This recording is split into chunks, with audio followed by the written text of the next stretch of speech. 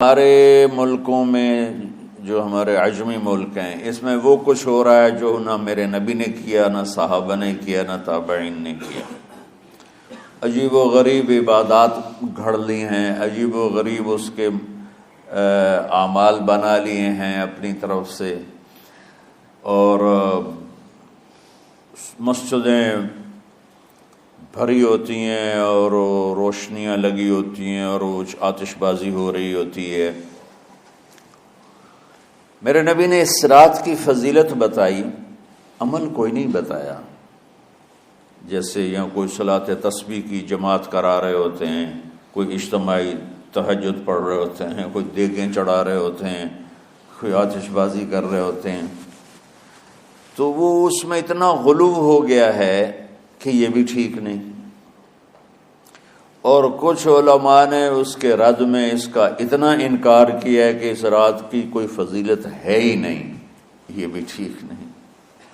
اس بیچ کا راستہ، اس رات کی فضیلت میں جتنی احادیث ہیں وہ ضعیف ہیں، لیکن اتنی کثرت سے ہیں کہ ان سب کا مل کر جمع ہو کر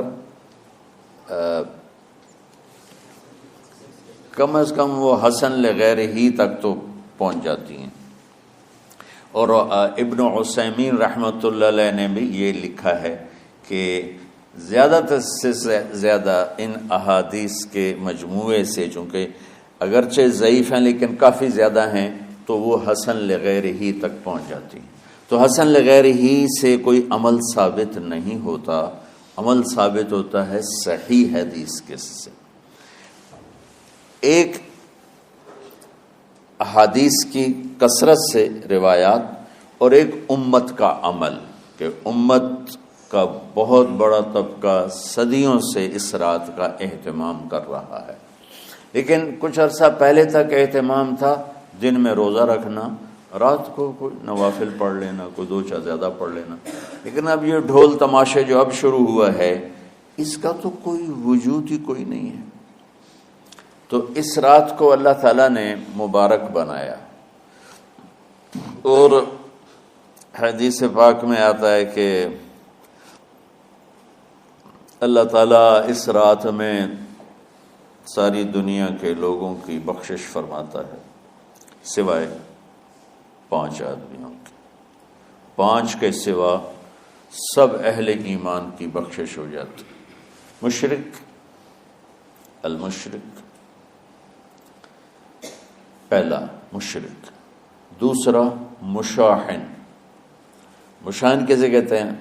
دل میں بغض رکھنے والا، کینہ رکھنے والا۔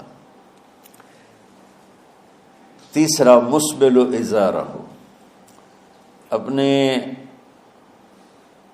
پاجامے شلوار چادر کو ٹخنوں سے نیچے تک لے جانے والا، لیکن ایک شرط کے ساتھ کہ وہ تکبر کی وجہ سے ہو، سستی کی وجہ سے ہے، غفلت کی وجہ سے ہے۔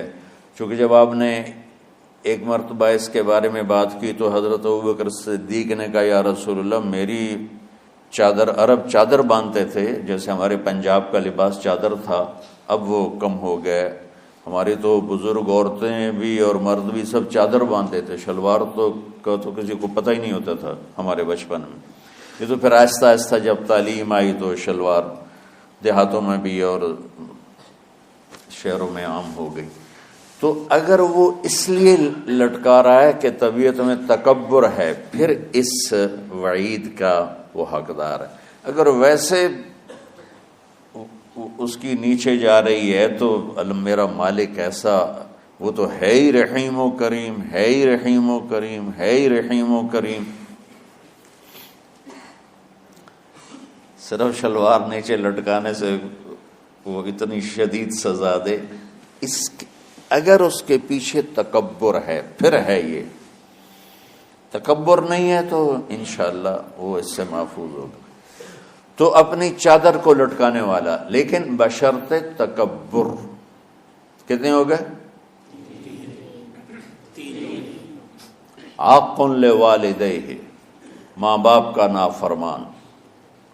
نافرمان ایسا کہ دکھ دینے والا. چھوٹی موٹی اونچ نیچ تو ہر بچے سے ہو جاتی ہے، نہیں، جن نے والدین کو ٹکڑے ٹکڑے کر دیا ہو اور ان کو دکھ دے دے دے دے کے ان کا سینہ چیر دیا ہو، چونکہ آپ کہتے ہیں پرزے پرزے کرنا کسی چیز کو، تو اپنے دکھ دے کر اپنی بدتمیزی کے ساتھ اس نے ماں باپ کا دل زخمی کر دیا ہو، ایک یہ نہیں معاف ہوتا. 5واں مدمن خمر، مسلسل شراب پینے والا، مستقل جو شراب کا عادی ہو. ان 5 کو مؤخر کر دیا جاتا ہے.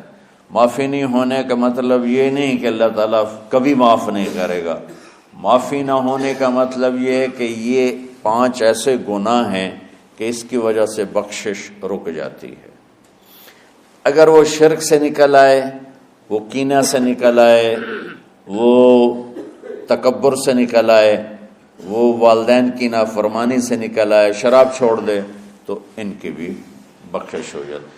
جب کوئی توبہ کرے گا فوراً بخشش ہو جائے گی. نہ 15 شعبان کی ضرورت ہے، نہ لیلۃ القدر کی ضرورت ہے، نہ بیت اللہ جانے کے ساتھ توبہ کی شرط ہے. جہاں بھی وہ بیٹھ کے توبہ کرے گا، جس لمحے میں کرے گا، اسی وقت اس کی توبہ قبول ہوگی اور اللہ اس کے پچھلے سارے گناہوں کو معاف فرما دے گا.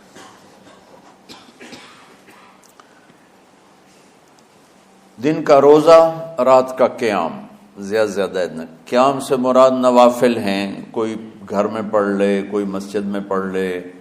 نوافل، نفلی عبادات گھر میں ہی افضل ہوتی ہیں. میرے نبی سنتیں ہمیشہ گھر سے پڑھ کے آتے تھے. تہجد اپنے گھر میں پڑھتے تھے، مسجد میں نہیں پڑھتے تھے. سوائے اعتکاف کے آپ اپنے نوافل سنتیں سب گھر میں پڑھتے تھے اور مسجد میں صرف فرض آ کے ادا فرماتے تھے. اور اس کے بعد بیٹھنا ہوتا تھا تو بیٹھ جاتے تھے، اٹھنا ہوتا تھا تو اٹھ جاتے تھے. تو اعتدال اللہ کو ہر چیز میں پسند ہے. دنیا جو مختصر ہے اس میں کیسے پسند نہیں ہوگا؟ آخرت جیسے معاملے میں بھی اللہ ہم سے کہہ رہا ہے اعتدال، امتن وسطا. ایسے عیسائیوں کی طرح ترک دنیا بھی نہ کرو، یہودیوں کی طرح دنیا کے پیچھے نہ پڑ جاؤ، رزق کے حلال بھی کماؤ، اپنے بچوں کو بھی دیکھو، اپنے فرائض کو بھی دیکھو جو دنیاوی ہیں، اور اللہ سے بھی اپنا معاملہ ٹھیک کرو اور درست کرو. بعد کے زمانے میں صحابہ کے بعد سے ہی ایک انتہا پسندی امت میں آئی. ساری ساری رات جاگنا. فلاں بزرگ تھے، وہ رسے سے اپنے بالوں کو باندھ لیتے تھے کہ نماز پڑھتے پڑھتے جب نیند آئے اور جھٹکا لگے تو رسے سے بندھے ہوئے بالوں سے اس جھٹکے سے تکلیف ہو اور ان کی آنکھ کھل جائے اور پھر نفلوں میں شروع ہو جائے. ایک فلاں بزرگ تھے، وہ اپنے آنکھوں میں نمک کا سرما لگاتے تھے تاکہ آنکھیں جل جائیں، اس میں وہ جلن پیدا ہو جائے اور نیند اڑ جائے. یہ ایسے واقعات بھرے پڑے ہیں. فلاں بزرگ تھے، انہوں نے 30 سال عشاء کے وضو سے فجر کی نماز ادا کی. یہ اپنی جگہ پہ بزرگی ہے، لیکن یہ بھائیو یہ دین ہم پیش نہیں کر سکتے. فلاں بزرگ تھے، وہ 30 سال سے ستو کھا رہے تھے کہ روٹی کھانے اور ستو کھانے میں 70 دفعہ سبحان اللہ کا فرق پڑ جاتا ہے. تو روٹی کھائیں تو 70 دفعہ سبحان اللہ کم کہہ سکتے ہیں، اور ستو کھائیں تو 70 دفعہ سبحان اللہ زیادہ کہہ سکتے ہیں. تو لہٰذا ان کا مجھے تو 30 سال ہو گئے، میں تو ستو کھا رہا ہوں، میں تو روٹی نہیں کھا رہا. یہ دین نہیں ہے. یعنی یہ وہ دین نہیں جو ہم انسانیت کو پیش کر سکتے. یہ تو لوگوں کو دوڑانے والی بات. یہ راہبانیت کی شکل ہے. یہ وہ دین نہیں جو ہم لوگوں کو پیش کریں گے تو وہ کہیں گے واہ واہ واہ واہ کیا دین ہے بھائی، قبول کرو. یہ ایک قسم کا غلو آیا.